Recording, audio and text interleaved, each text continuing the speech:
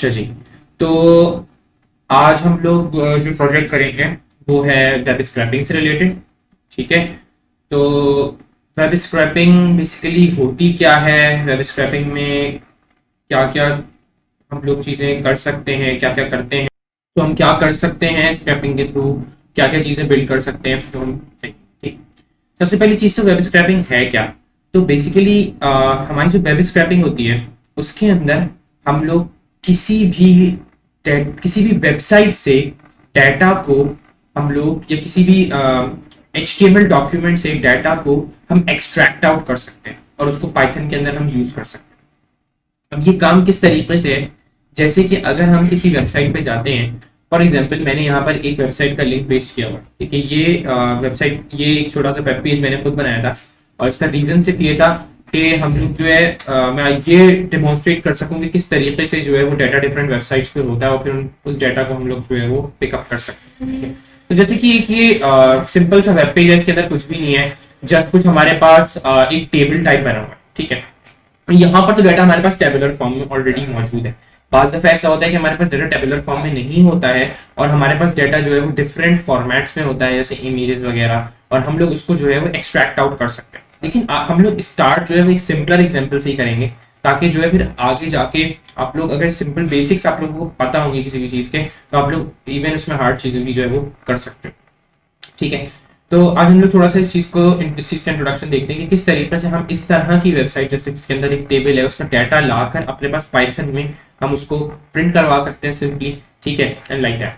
तो हमारे पास अभी तो यहाँ पर ये एक वेबसाइट का लिंक मौजूद है, ठीक है, लेकिन मैंने इसकी सारी की सारी HTML जो है वो लोकली भी अपने पास रखी हुई है। ये उसकी सारी की सारी HTML क्या होती है? HTML हाइपरटेक्स्ट मार्कअप लैंग्वेज है। ये वो लैंग्वेज है जिसके जरिए आप लोग जो है वो वेबसाइट्स के अंदर जो आपको स्ट्रक्चर दिख रहा होता है, जो आपको डाटा दिख रहा होता है, बेसिकली वो आप लिखते हो, ठीक है।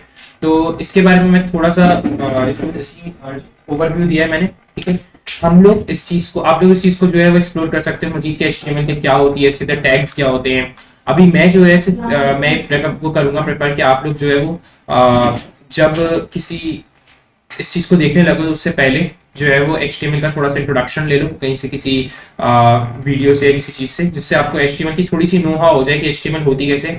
HTML बिल्कुल एक्सपर्ट बनने की कोई, मैं नहीं बोल रहा कि आप एक्सपर्ट हो गए तो ये चीज कर सकते हो, जस्ट यू नो कि आपके HTML के टैग्स क्या होते हैं एंड HTML के अंदर जो है वो एट्रीब्यूट क्या होता है एंड लाइक दैट, ताकि आप जो मैं यहाँ पर टर्मिनोलॉजी इस्तेमाल करूँ उसको समझ सकूँ, ठीक है। तो अब स्टार्ट करते हैं। इस चीज को करने के लिए हमें चंद लाइब्रेरीज की जरूरत होती है, ठीक है। उनमें से चंद जो हमारे पास बहुत फेमस लाइब्रेरीज हैं और बहुत ज्यादा जो पॉपुलर भी हैं और जो ज्यादा यूज भी होती हैं, उनमें एक ब्यूटीफुल सोप मौजूद है हमारे पास, एक रिक्वेस्ट की लाइब्रेरी है, ठीक है। इसके अलावा हमारे पास जो है वो सेलेनियम वगैरह की लाइब्रेरी भी बहुत ज्यादा यूज होती है इन सब चीजों में, ठीक है। इसके अलावा आप लोगों ने शुरू में पायोटो GUI का देखा था कि पायोटो GUI से आप किस तरीके से चीजों को ऑटोमेट कर सकते हैं। तो यहाँ पर स्क्रैपिंग का यूजुअली यूजेज हो रहा होता है वो स्क्रिप्टिंग और ऑटोमेशन के लिए यूज हो रहा होता है, या फिर इस तरीके से यूज हो रहा होता है कि जैसे कि किसी दो वेबसाइट्स पर से आपने जो है वो डाटा को स्क्रैप किया, डाटा को आप लेकर आए किसी प्रोडक्ट से रिलेटेड, और फिर उन दोनों वेबसाइट्स के ऊपर जो उस प्रोडक्ट की प्राइस है उस प्राइस को आपने कंपेयर कराया, यू टेल द यूजर कि भाई ये प्रोडक्ट जो है इस वेबसाइट पर इतने का आपको मिलेगा और इस वेबसाइट पर आपको इतने का मिलेगा, इस पर रिव्यूज ऐसे हैं, इस पर रिव्यूज ऐसे हैं, you can basically do anything with the data you got from the website, ठीक है।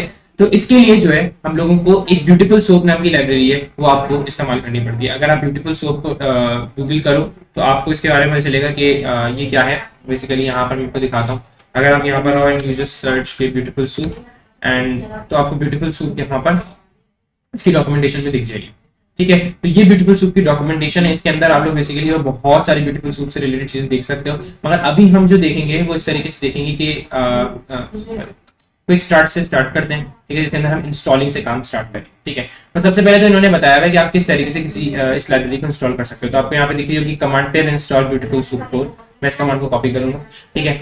एंड हम क्या कर सकते हैं, अच्छा मैं जो है आज VS कोड यूज कर रहा हूँ, ठीक है। सो बेसिकली VS कोड में हमारे पास बिल्ट इन टर्मिनल होता है, ठीक है, जिसमें मैं कोई भी चीज इंस्टॉल कर सकता हूँ। तो मेरा जो करंट फोल्डर है उसका नाम वेब स्क्रैपिंग रिकॉर्डिंग है, ठीक है। इस फोल्डर में मेरे पास दो फाइल्स मौजूद हैं अभी, एक scrapper.py और एक scrapper.html। मैं करूंगा क्या, मैं इस फोल्डर के अंदर एक वर्चुअल एनवायरनमेंट क्रिएट करूंगा, जैसे कि हम लोग पीछे आप लोगों का पाई चार्ट में खुद से क्रिएट हो जाता है। यहाँ पर आप लोग बेसिकली इस चीज को जो है वो अपने पास अपने कमांड लाइन में भी कर सकते हो, जो आपका CMD कमांड प्रॉम्प्ट होता है, ठीक है।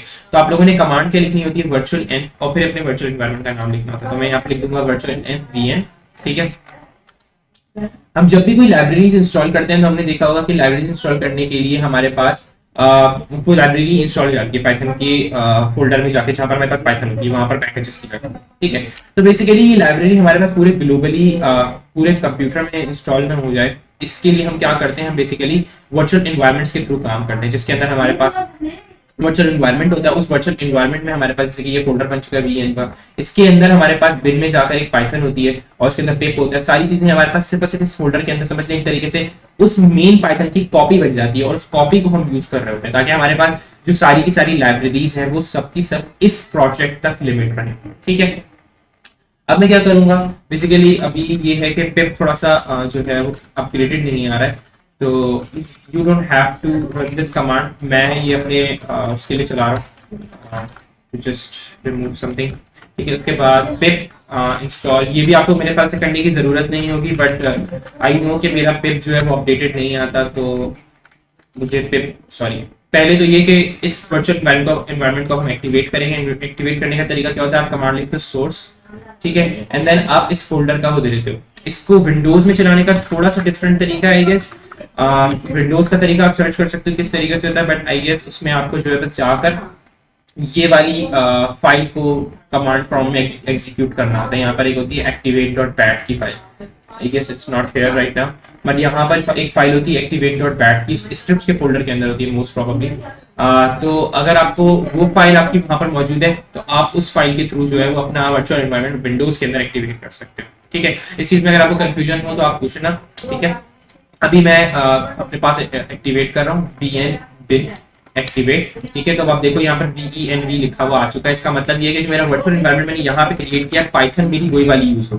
तो अगर मैं आपको यहाँ पे लिख के भी दिखाऊं विच पाइथन एंड एंटर करूं, विच पाइथन एक लिनक्स की कमांड है, जस्ट कंफ्यूज नहीं होना, इससे बस समझाने के लिए मैं आपको बता रहा हूँ कि जो मेरा करंट फोल्डर है वेब स्क्रैपिंग रिकॉर्डिंग, उसके अंदर जो वर्चुअल एनवायरनमेंट है उसमें जो बिन में पाइथन है वो पाइथन यूज कर रहा है बेसिकली, ठीक है। तो अगर मैं कभी पाइथन लिख के एंटर करूंगा तो जो मेरी पाइथन आएगी वो पाइथन होगी जो कि यहाँ पर से आ रही होगी, ठीक है। उसके बाद मैं यहीं पर पिप से इंस्टॉल कर लूंगा, पिप को पहले अपग्रेड करूंगा, ठीक है।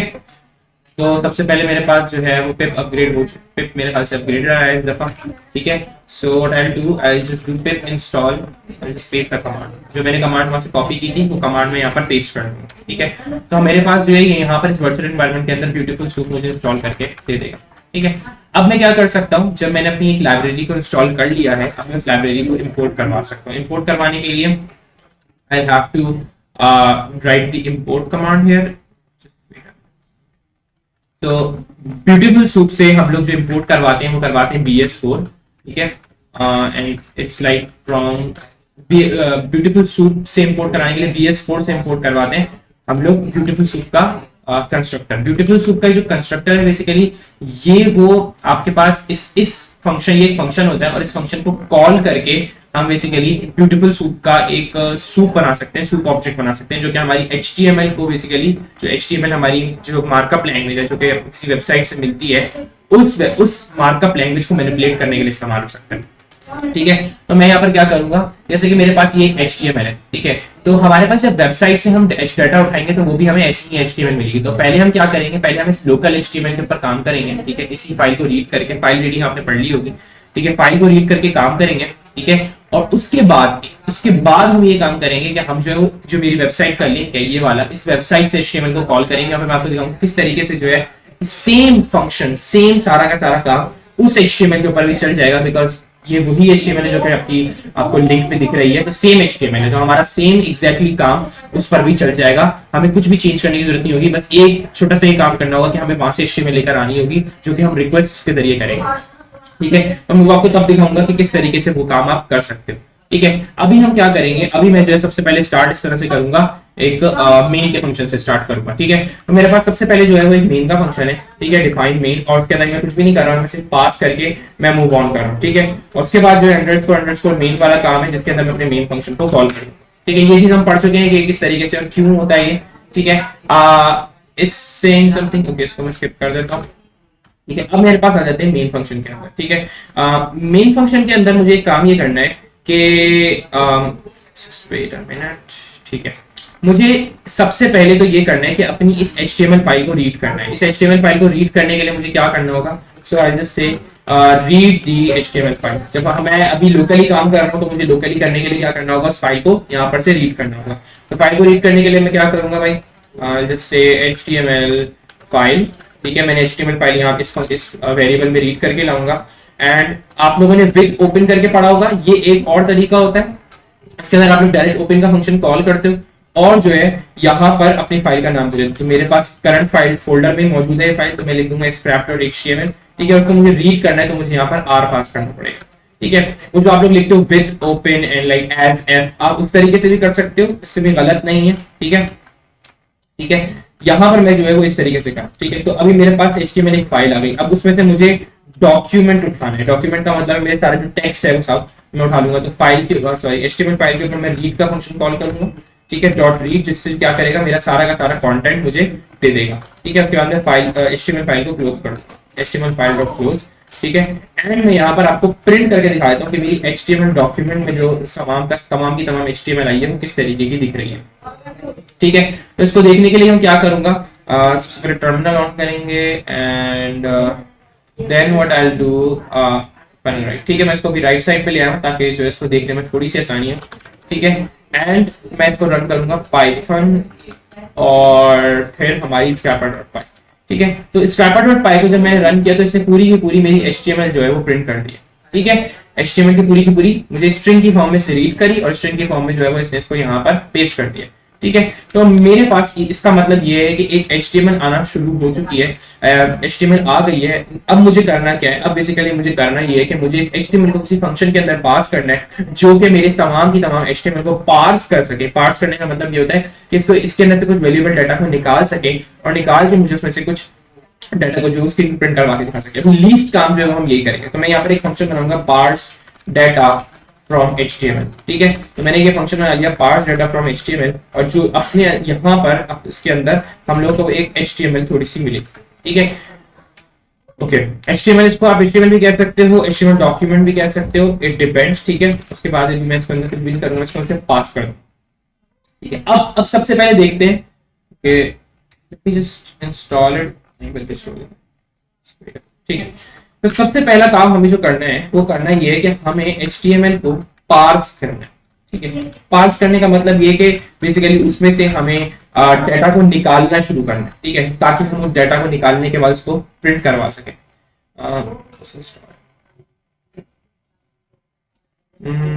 Okay, let me do it. ठीक है, हो गया। अच्छा, तो हमें सबसे पहले क्या करना है, सबसे पहले हमें डाटा को उसमें से HTML में से निकालना है। ठीक है, उसको करने के लिए हमारे पास हम क्या करेंगे, इस ब्यूटीफुल सूप को इस्तेमाल करेंगे। किस तरीके से इस्तेमाल करेंगे, हम यहाँ पे एक वेरिएबल बनाऊंगा मैं सूप का। ठीक है, जिसको मैं ब्यूटीफुल सूप के फंक्शन को कॉल करूंगा और उसके अंदर मैं HTML का डॉक्यूमेंट पास करूंगा।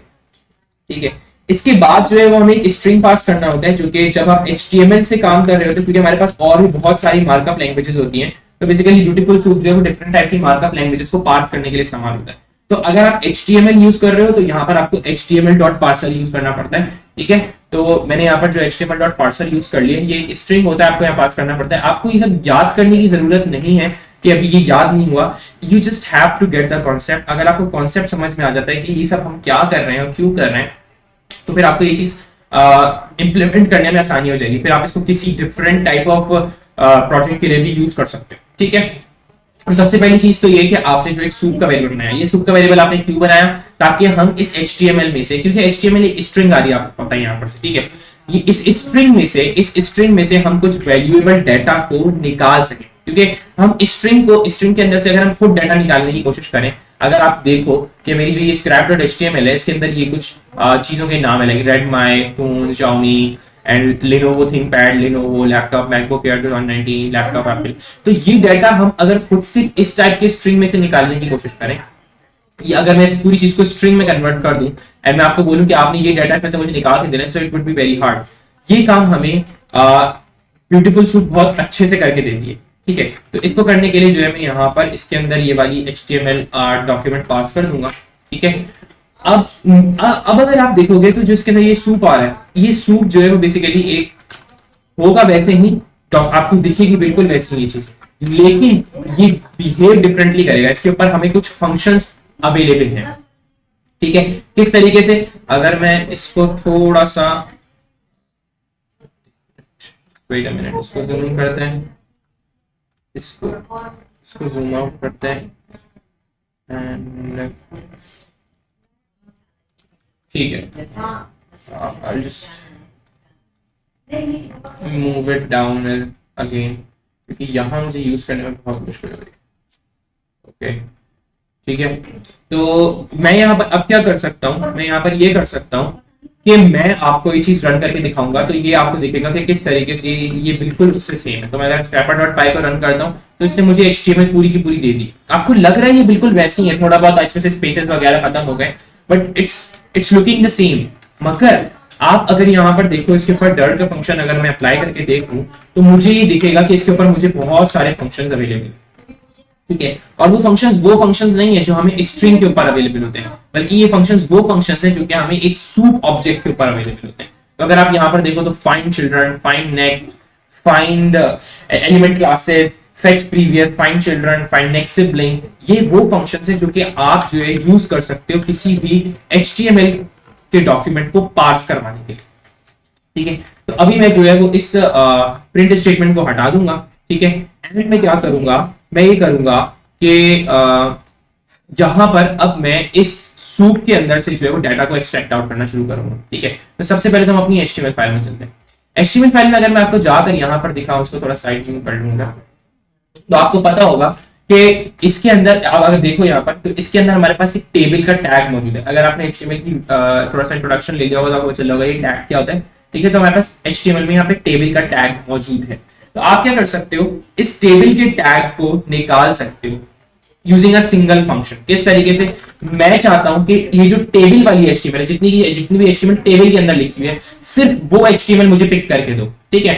So what I will do, I will say soup dot find table, और मैं इसके अंदर यहां पर टेबल लिख दूंगा, जिसकी वजह से होगा क्या, स्पेल हो गया, ठीक है। तो होगा क्या कि ये मुझे सिर्फ और सिर्फ ये टेबल वाली चीज एक्सट्रैक्ट आउट करके देगा।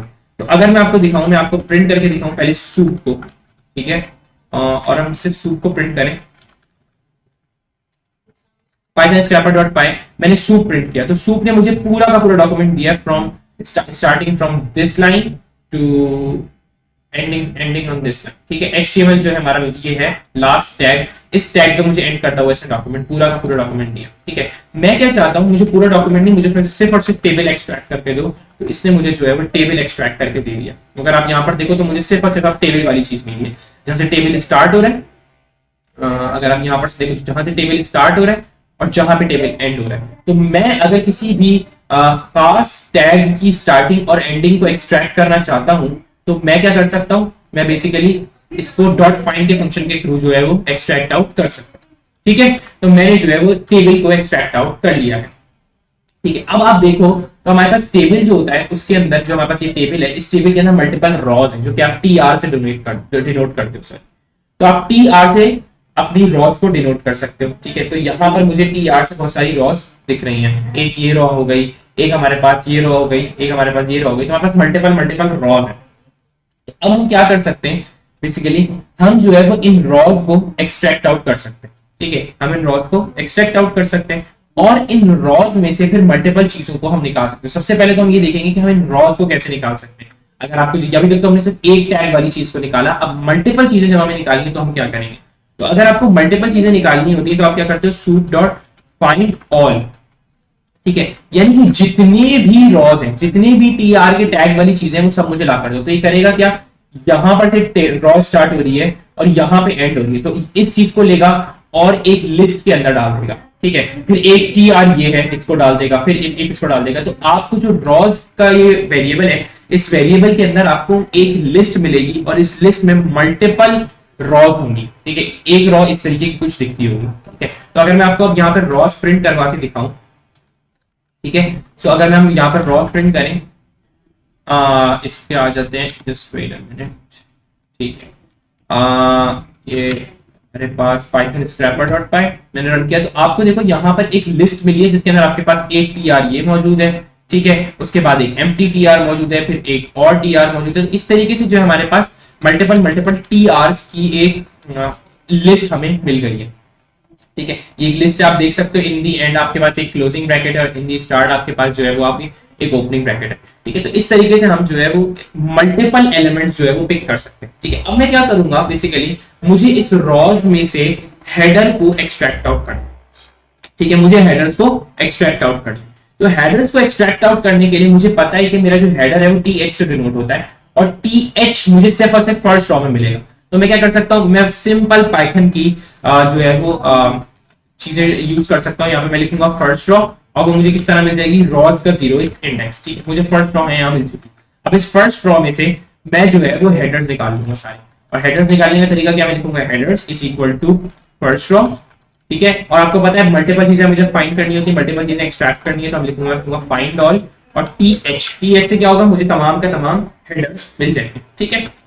अब मैं क्या करूंगा, ये करने के बाद मैं अब तमाम हेडर्स को प्रिंट कराऊंगा।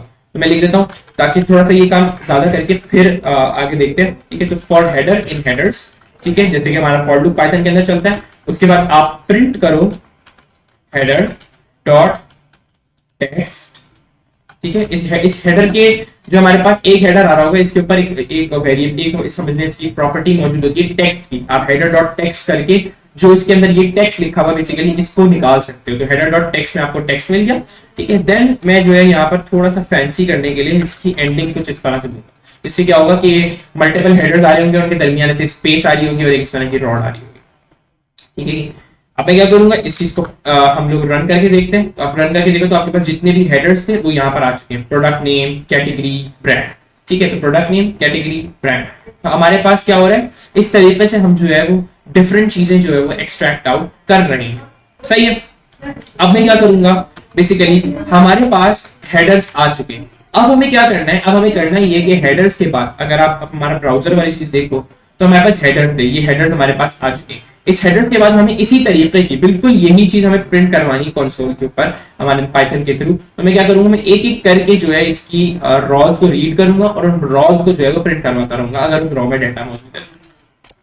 इस चीज को थोड़ा आसान करने के लिए क्या कर लेते हैं, लाइक दिस, मैं इसको रिमूव कर देता हूँ, एक एम्प्टी रॉ जो हमारी थी, ठीक है, ताकि वो एम्प्टी रॉ की वजह से कोई एरर ना है, ठीक है। अब मैं क्या करूंगा, मैं करूंगा यहाँ पर रीड रॉज, ठीक है। अब मुझे रॉज को रीड करना है। रॉज को रीड करने का तरीका सिंपल, बिल्कुल सिंपल है। मैं क्या करूंगा, for raw in rows.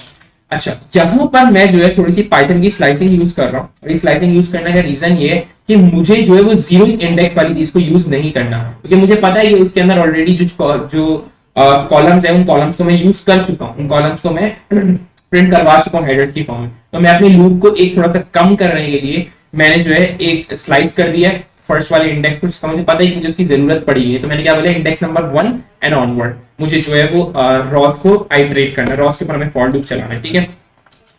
Then मैं क्या करूंगा, अब मुझे एक रॉ मिल रही है, हर रॉ के अंदर मुझे कॉलम मिलेंगे, ठीक है। जैसे कि ये रॉ है, इस रॉ के अंदर मुझे टी डी मिल रहा है, टी डी से हम कॉलम को डोनेट करते हैं, डिनोट करते हैं, सॉरी जस्ट सेम, हम कॉलम को डिनोट करते हैं। सो कॉलम को डिनोट जिससे हम कर रहे हैं टीडी से, तो मैं क्या कर सकता हूँ, एक कॉलम को एक्सट्रैक्ट आउट कर सकता हूँ। तो कॉलम्स सबसे पहले मुझे निकालने होंगे, तो हर रॉ के अंदर मुझे कॉलम्स मिलेंगे, तो मैंने सारे के सारे कॉलम सबसे पहले बाहर निकाल लिए, ठीक है। देन मैंने क्या किया, मैंने उन कॉलम में से हर कॉलम के ऊपर एक लूप चलाया, ठीक है। और सेम काम जैसे ऊपर किया था वो किया कि कॉलम डॉट टेक्स्ट कॉमा, ठीक है, and is equal to and एक, ठीक है। बीच में एक छोटा सा काम आप चाहो तो आप ये कर सकते हो कि आप जो है वो एक लाइन प्रिंट करवा दो, ठीक है, and just say multiply by 10, इसकी वजह से मेरे पास यहाँ पर एक लाइन प्रिंट हो जाएगी एंड मैं यहाँ पर जो है वो एक प्रिंट की स्टेटमेंट लगा दूंगा।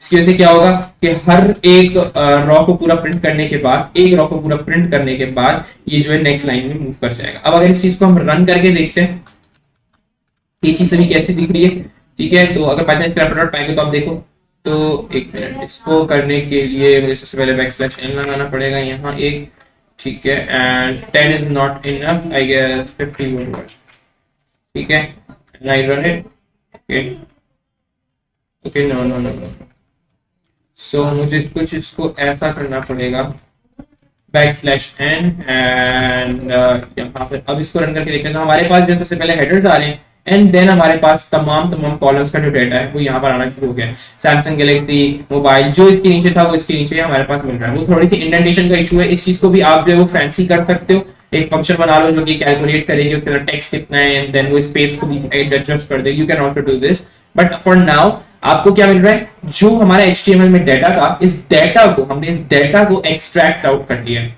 तो आप क्या कर सकते हो, किसी भी HTML फाइल में से डाटा को एक्सट्रैक्ट आउट कर सकते हैं और फिर इस डाटा को जो है प्रिंट करवा सकते हैं। यहाँ पे तो हमने सिंपली प्रिंट करवाया है। अगर आपके पास यहाँ पे प्राइस भी होती तो प्राइस को आप लेते, आप उसको मैनिपुलेट कर सकते थे बेसिकली प्राइस को लेकर। ठीक है, अब मैं क्या करूंगा, यहां तक का हमारा काम कंप्लीट हुआ कि हमने HTML को रीड किया, रीड करके उसके ऊपर पार्सिंग की एंड पार्सिंग करके तमाम उसके अंदर से डाटा को जो एक्सट्रैक्ट आउट कर लिया। अभी हम ये काम लोकली कर रहे थे, हमारा ये काम लोकली का। मैं इस लोकल काम को कमेंट आउट कर देंगे and what I want to do, मैं चाहता हूं कि मेरी जो ये लिंक पर वेबसाइट है, इस वेबसाइट पर से HTML को ये रीड करके उठाए। तो किसी वेबसाइट पर से HTML को रीड करके उठाने का तरीका ये है कि हमें जो है वो एक और लाइब्रेरी छोटी सी इंस्टॉल करनी पड़ेगी, उसका नाम है रिक्वेस्ट्स। ठीक है, तो हम क्या करेंगे, पिप इंस्टॉल रिक्वेस्ट। ठीक है, तो मैं यहाँ पे लिख दूंगा पिप इंस्टॉल रिक्वेस्ट और मैंने यहाँ पर रिक्वेस्ट को ये एंटर कर दिया। ठीक है, wait a minute just, okay ठीक है। तो हमारे पास रिक्वेस्ट की लाइब्रेरी इंस्टॉल हो चुकी है। तो रिक्वेस्ट की लाइब्रेरी क्या करती है, बेसिकली क्या करती है, किसी भी लिंक पर रिक्वेस्ट करती है। जैसे कि हमारा ब्राउजर करता है कि मैंने इसके यहाँ पे लिंक लिया, ठीक है, एंड आई पेस्टेड इट और मैंने एंटर प्रेस किया। तो एंटर प्रेस करने पे क्या करता है, मेरा ब्राउजर जो है इस URL को रिक्वेस्ट करता है कि please send me something back so that I can display. ठीक है, तो ये जो ये लिंक है मेरा, बेसिकली जहां पर मेरी वेब, जो मेरा वेब का पेज है वो है, तो वो क्या करेगा, वो इसको एक HTML रिटर्न करता है और मेरा ब्राउजर जो है वो HTML मुझे दिखा देता है। ठीक है, अगर ये काम हम कोड के थ्रू करना चाहते हैं तो रिक्वेस्ट की लाइब्रेरी यही करेगी। मैं उससे ये लिंक्स दूंगा एंड आई से कि यहां पर से कुछ HTML को गेट करके लाओ, तो वो HTML को गेट करके लाएगी एंड मैं उस HTML को फिर जो है वेरिएबल भी ले लूंगा और उस वेरिएबल को जो है मैं अपने फंक्शन के अंदर पास करूंगा and it will do the same thing. ठीक है, अब मैं एंटर प्रेस करता हूं, सो यू कैन सी कि मेरे पास तमाम HTML आ चुकी है और ये कहीं से इसने इस लिंक पर रिक्वेस्ट की तभी उसको रिस्पांस में ये HTML मिली है। ठीक है, तो हमने क्या करना है, हमने बेसिकली इस लिंक पर रिक्वेस्ट करनी यूजिंग द रिक्वेस्ट्स लाइब्रेरी। ठीक है, तो मैं क्या करूंगा, यहां पर आऊंगा and I will just import requests. ठीक है, और इसको थोड़ा सा छोटा करने के लिए बिकॉज ये बहुत बड़ा है, तो रिक्वेस्ट कर REQ कर दूंगा एंड इसके बाद यहाँ पर मैं मेन फंक्शन के अंदर अपने रिस्पांस को लाने के लिए मैं अपने रिस्पांस को चेक करूंगा कि REQ.get की हम रिक्वेस्ट करेंगे। ठीक है, गेट की रिक्वेस्ट क्या करती है, बेसिकली कुछ डाटा को लेकर आने के लिए इस्तेमाल होती है गेट की रिक्वेस्ट। ठीक है, तो मैंने क्या किया गेट, उसके बाद में चेक करूंगा कि क्या मेरा रिस्पांस ओके था या नहीं था। ठीक है, तो मैं चेक करूंगा इफ response.ok, जो मेरे पास रिस्पांस आता है इसके ऊपर एक ओके नाम का वेरिएबल मौजूद होता है, एक इसके ऊपर प्रॉपर्टी मौजूद होती है जो कि मुझे बताती है कि इट्स ट्रू और नॉट। तो आपको दिख रहा होगा ये बूल है, बूल का मतलब क्या है, या तो ट्रू होगा या फॉल्स होगा। तो अगर ये ओके है, if it is okay means ये सही है, तो मैं क्या चाहता हूं, मैं चाहता हूं कि इस रिस्पांस में जो HTML आई है, जो टेक्स्ट आया है, डॉट टेक्स्ट से क्या होगा, मुझे HTML मिल जाएगी, वो जो है मेरे पार्स डेटा फंक्शन में पास कर दो। अदरवाइज आप यहाँ पे क्या प्रिंट करो, एन एरर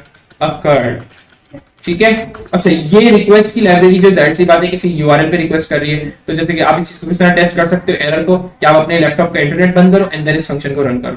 ठीक है, तो आपको क्या होगा, ये फंक्शन रन होगा, ये फाइल रन होगी, मगर आपके पास एक एरर शो हो जाएगा। क्यों, क्योंकि बिकॉज रिक्वेस्ट जो है वो हमारे पास यहां पर से इस लिंक को एक्सेस कर नहीं पाएगी और हमारे पास डाटा आ नहीं पाएगा। तो जब डाटा नहीं आएगा सो हमारे पास रिस्पांस का स्टेटस को रिस्पांस ओके भी फॉल्स आएगा, जिसकी वजह से हमारे पास एरर जो है वो प्रिंट हो जाएगा। ठीक है, अब मैं क्या कर सकता हूं, अब बेसिकली मैं क्या कर सकता हूं, यहाँ पर इस चीज को रन करूंगा and it would do the same thing, but आपको यहाँ पर दिखेगा कि थोड़ा सा यहाँ पर टाइम लगा, थोड़ा सा ये चीज स्लो रन हुई है बिकॉज ऑफ द रीजन कि मेरे पास ये डाटा कहीं लोकल फाइल से रीड नहीं हो रहा है। ये डाटा जो है HTML फाइल, HTML जो कि हमारी इंटरनेट में मौजूद है उस HTML से आ रहा है। तो जब मैं एंटर प्रेस करता हूं so it will take some time, जहां जाके इसने रिक्वेस्ट किया इस URL पे कि please send me something back, so इसने HTML इसको रिटर्न की, इसने HTML को लिया इस और बाकी और बहुत सारी चीजें रिटर्न करी।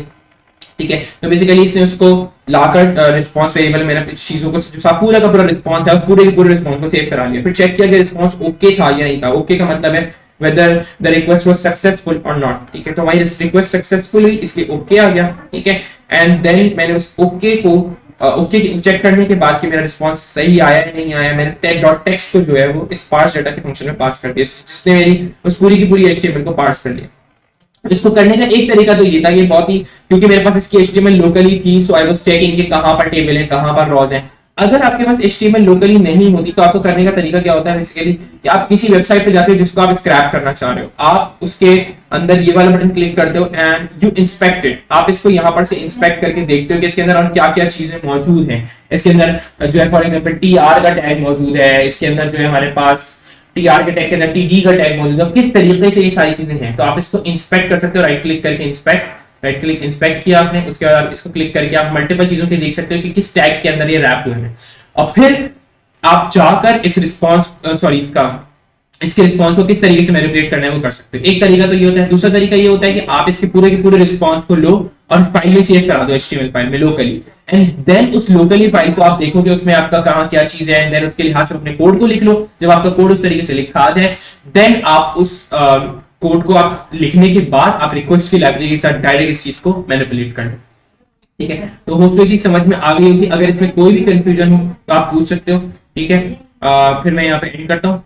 अल्लाह हाफिज।